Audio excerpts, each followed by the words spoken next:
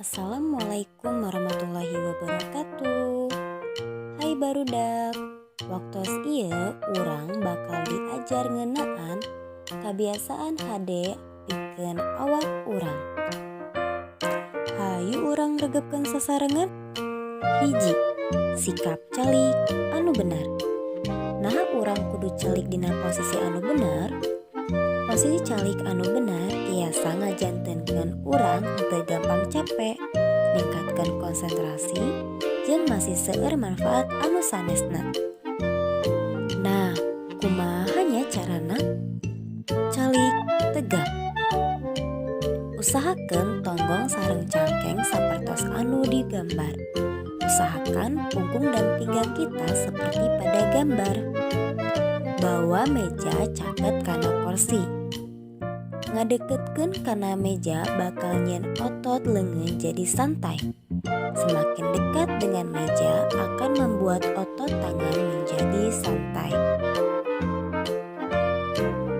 Nangtung unggal 40 menit. Calik lama teuing bakal jieun otot jadi nyeri.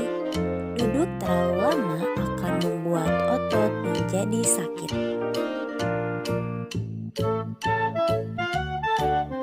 2. Sikap maca atawa nulis anu bener. Cahaya henteu nukangan kana bacaan.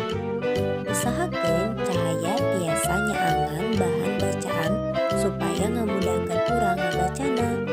Usahakan cahaya bisa menerangi bahan bacaan sehingga memudahkan kita dalam membaca. Jaga panon sareng tulisan. Jaga jarak antara panon sareng buku sekitar 40 cm supados panonna henteu capek. 3. Cara nangtung anu bener. Nangtung sing tegap.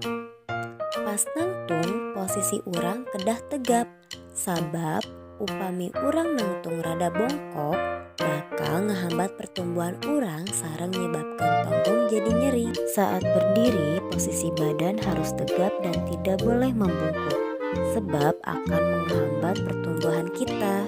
Cara nangtung anu salah. Ieu cara nangtung anu bener.